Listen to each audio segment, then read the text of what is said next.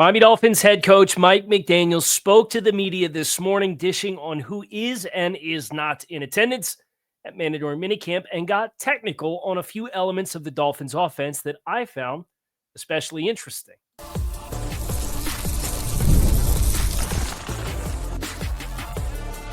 You are Locked On Dolphins, your daily Miami Dolphins podcast, part of the Locked On Podcast Network, your team every day. All right, Miami, welcome to another episode of Locked On Dolphins. It is your team every day here on the Locked On Network. I'm your host, Kyle Krabs, a lifelong Miami Dolphins fan, host of Locked On Dolphins, co-host of Locked On NFL Scouting, author of Touchdown Miami on Substack, and staff writer for A to Z Sports, focused on all things NFL. I want to give a special welcome and shout out to our everydayers because it is your team every day. We don't just say it, we live it here on the Locked On Network. And I, for one, am going to choose to enjoy the last week of football activities in a formal setting for the Dolphins until training camp starts in a little over a month. Dolphins at mandatory minicamp starting today, the next 3 days. The Dolphins are scheduled to work. Some teams choose to take all 3 days. Some teams choose not to take all 3 days. I would love to see the Dolphins take all 3 days, regardless of how well the first day goes.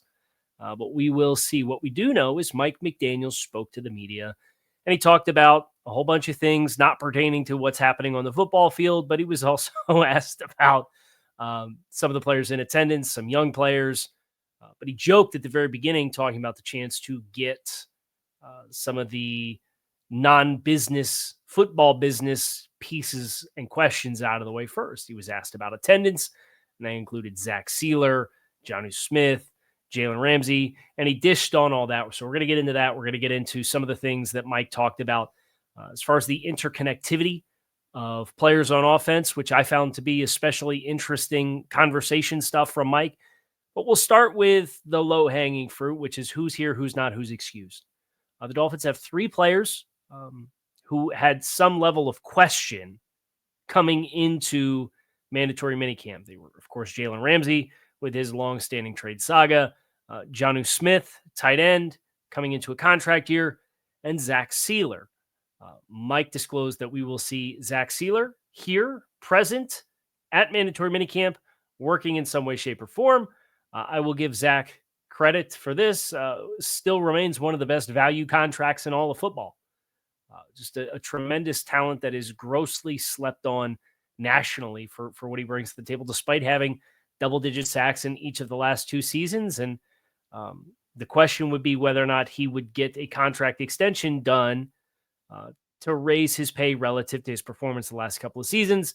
Zach not putting the team's feet to the fire in that regard. He will be here and work in at least some capacity as this offseason continues for Zach Sealer. Jonnu Smith, Mike McDaniel disclosed, will not be here, and we will not see Jonnu Smith this week, although Drew Rosenhaus on Sunday described the situation with Jonnu and the Dolphins as fluid. The last couple of times that Rosenhaus has used the adjective fluid to describe situations with the Dolphins and his clients, it was Tyreek Hill last year, which was early June after Justin Jefferson got his contract done. Rosenhaus said he has fluid discussions with Dolphins management, and they know how we feel, we being Tyreek Hill and Drew Rosenhaus. Of course, Ramsey, or of course, Tyreek Hill got a contract adjustment, not a new deal, but new terms on his pre-existing deal to move more money forward into 2024, which he got last season. And he got more money guaranteed out of the remaining dollars left on his contract. And the time before that Drew Rosenhaus used the word fluid in a media appearance to describe a situation with a client and the Dolphins was when Jonnu Smith had his free agent meeting with the Dolphins last spring. He said the meeting went well. The situation's fluid, and fluid turned into they worked something out because Jonnu signed the 2-year contract with the Dolphins. So my general expectation, especially where Jonnu is in a position where he's willing to take it, it's 6 figures. It's over $100,000 in fines that he will incur for unexcused absences. Mike was asked about excused absences, and the only name that was mentioned in the light of having an excused absence from the team was cornerback Jalen Ramsey, who is, of course, the lingering player who we covered a little bit more yesterday with this evolving cornerback market and Jair Alexander being added into the mix and what that means for the Dolphins. So we went full length on that yesterday. But the question was, it was reported over the weekend, Ramsey would not be in attendance at mandatory minicamp. Is he excused or not excused? And Mike said that Ramsey's absence is excused. He was also asked about if he's frustrated with how long it's taking. I believe it was David Furonis asked the question. I try to give credit where it's due if I remember through the presser. Mike said, I don't give an expletive about what I feel. So every time Ramsey's coming up, Mike's not really dishing and playing a lot of ball, but we did get the revelation that Jalen Ramsey is not going to be facing fines, which I think everybody's got a different opinion of it. But if the two sides agree to a trade and that this was going to move on, it behooves you as the team to not have him around your players. Like what, in my opinion, personally, what good does it do to make Ramsey come show his face at mandatory minicamp to stand on the sideline and pout around or feel sorry for himself or talk smack on anybody on the roster because he doesn't want to be here and they're making him be here? There's a soiling of the well element with a disenfranchised player that I personally have no problem with the team saying, sit your butt at home until we figure out where you're going. Especially from the angle of what happens if Ramsey goes out there and gets hurt. You know, he's got $21 million in guaranteed money. You're trying to trade him as an asset. Any opportunity Ramsey has to step on the field and tweak something or pull something or actually get himself injured could be detrimental to your bid to try to offload him and move him off the roster. So I have no problem personally with the Dolphins telling Jalen Ramsey to stay at home until they find a resolution for the next chapter of Jalen Ramsey's career. Now, Mike got into air yards and how teams spaced the field against the Dolphins and had some enlightening comments in my point of view that got very technical, very geeky. So you'll have to excuse me while I put the football geek hat on here to get into some of the things that Mike McDaniel talked about with the rest of his presser after saying Zach Sealer's here. He's working in some capacity. Jonnu Smith's not going to be here. Our excused absence is Jalen Ramsey, who is not being here because we're focused on building the team at hand for the 2025 season. So we're going to get into some of Mike's other talking points next here on Locked on Dolphins. Make sure you guys stick with us.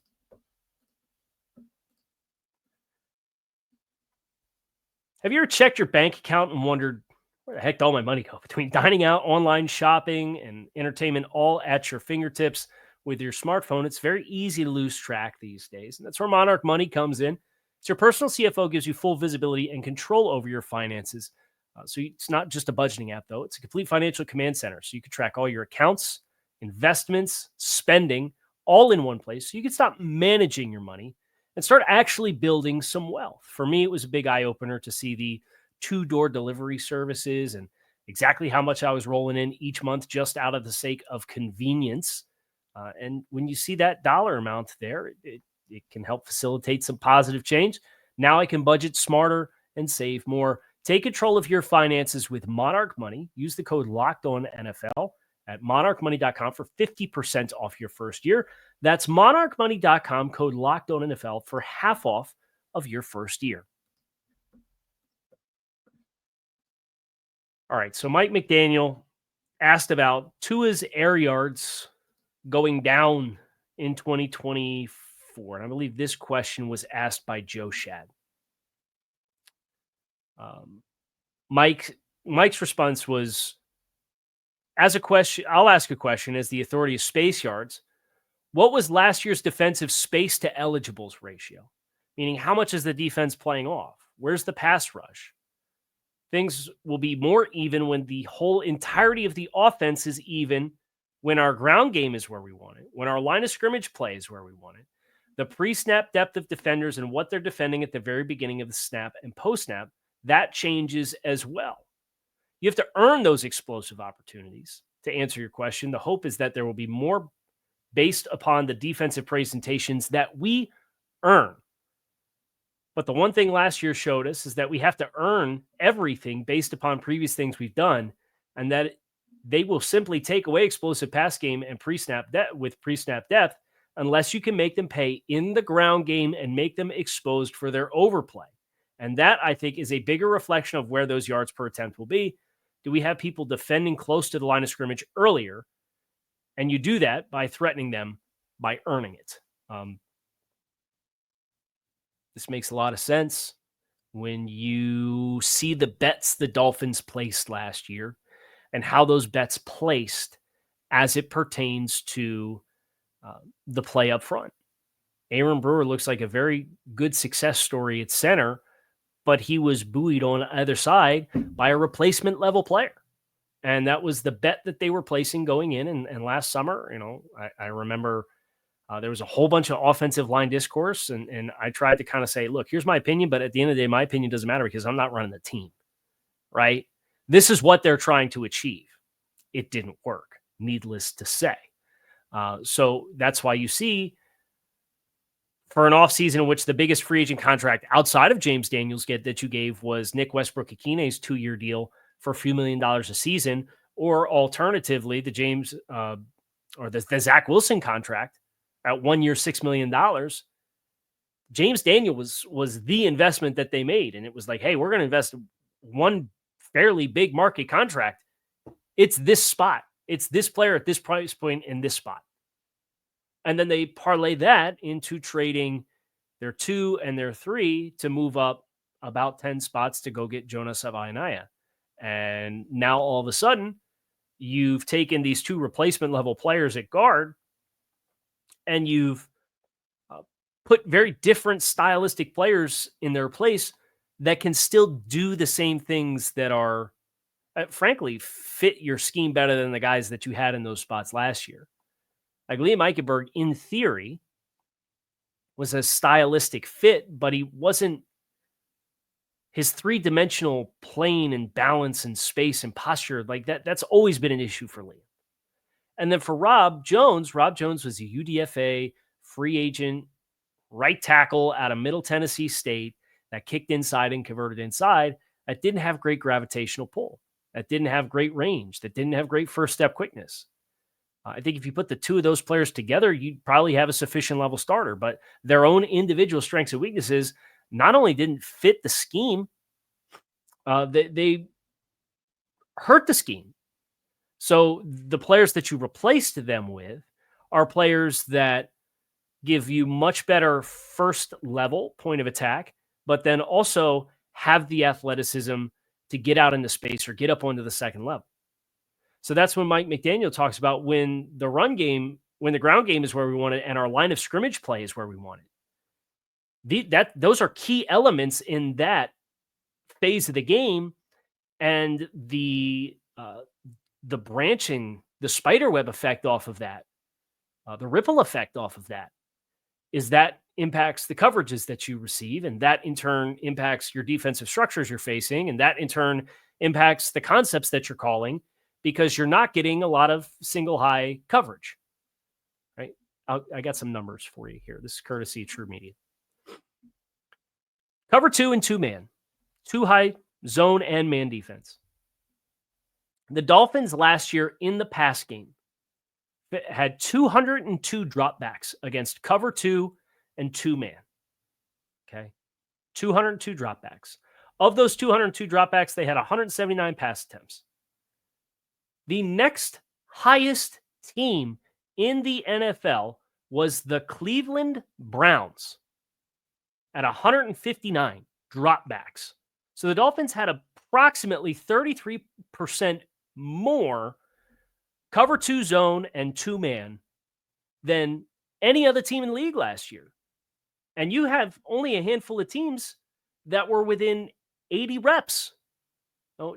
There were 7 teams within 80 snaps of cover 2 and 2-man at the Dolphins last year on dropbacks facing cover 2 coverage of either man or zone variety. Browns at 159, Jets at 136, the Texans at 134, the Seahawks and Bengals at 129, the Bears at 125, and the Titans at 124. A lot of not very good passing offenses out of that group. And the Dolphins had 33% more than the next highest team. Interestingly enough, the vast majority of these teams are completing under 70% of their attempts. The Dolphins completed 80% of their attempts, despite facing 33% more cover 2 zone and man variations than any other team in the league. Of those teams that had at least 120 reps against 2-man, had the second highest passer rating. Only the Bengals had a higher 99.2 for Cincinnati. The Dolphins were 194.5. But they took more sacks than any of the team. They threw 1 touchdown pass against 2-man. They did have a higher yards per attempt than ever the team other than Cincinnati of those teams in the top 8, the upper quartile of the league. But it was a lot of work underneath. And one of the things that I can do here is I could pull up the 202 dropbacks, and I could tell you exactly how many of those 202 dropbacks ended up being passes that traveled at least 10 yards down the field. So when you put that filter on this and you look at, I want to see air yard attempts on dropbacks of at least 10 yards. 41. 41 of the 202 dropbacks went at least 10 yards downfield, which means you're looking at, I don't want to do that math. It's about 80%. 80% of your dropbacks when you call cover 2 were inside of 10 yards from the line of scrimmage, playing in a box. And you didn't have the counter punches personnel-wise, be that in the outside zone game or running downhill at people based off your limitations, and you as a coach, you're trying to solve the problems your roster is presenting you, and some of the bets that they placed were bets that failed, and it puts you in handcuffs all season long. And some of this is Tua Tagovailoa, but some of this is not Tua Tagovailoa, right? And his health and availability. So hearing Mike go into we've heard him refer to overplay before. We've heard him refer to taking advantage of overplay before. We've heard him talk about what teams are giving us and structurally how we're being played.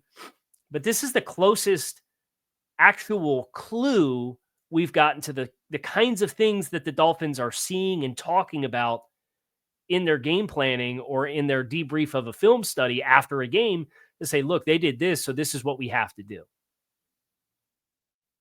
And their personnel and offseason plan gives you a very clear picture of what they think the solution is to try to get better at it. And I want to go back real quick to that coverage split.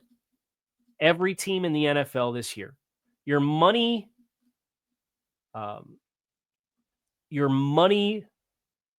coverage to take shots is obviously cover 0 because you're getting blitzed. And if you got guys that can beat man against the blitz, there's nobody deep in the middle of the field. That's a nice recipe for explosive plays. But also cover 1, right? 1 high safety. So you got the extra hat down in the box, but you're getting man coverage. So if your receivers can beat man coverage, that's where you can cook.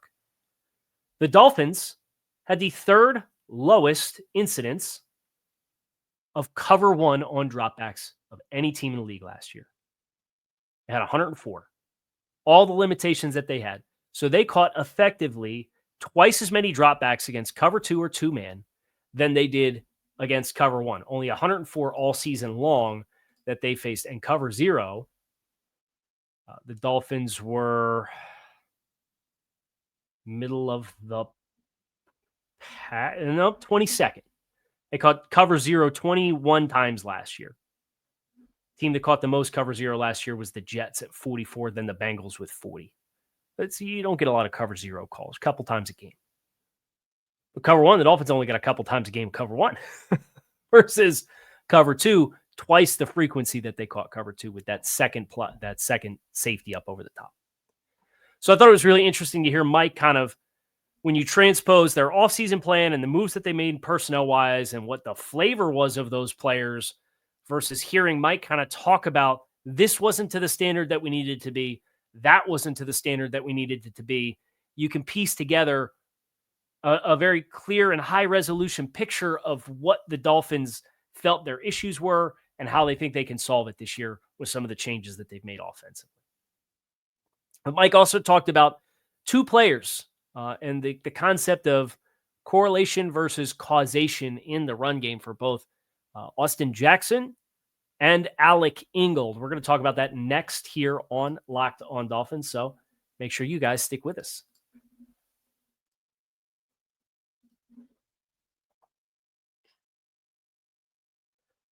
I did this question from Mike as well, where he was asked about Alec Ingold playing through injury, Austin Jackson going down the first half of the season. Mike said both of those are elements of more causation than correlation, like huge, gigantic. What people don't understand is Alec Ingold makes a block when he comes from the backfield and goes into line of scrimmage and blocks whomever. Half the team adjacent to him has better angles at their blocks. So this gets into the football ideology of why the Dolphins are a big-time 21 personnel team on first downs, because they like putting that extra blocker in the backfield because his exit angles out of his alignment give him a ability to change your formational strength without motion, right? I could put two tight ends on the left-hand side and put a fullback in the backfield, but then if I motion the tight end, I'm now in a neutral where I've got tight end blocker on either side of the center. The fullback can go either way. So you could completely disregard the motion and it can be a dummy, or you can run into the motion and flip your pre-snap strength to the post-snap strength with just one player moving and getting multiple players on the other side of the center. Right? That's what Mike getting into the fullback play and why they like it. Fullback allows you every play. Not only is he executing his block, but he's made the angle better for the center of his target to execute his blocks.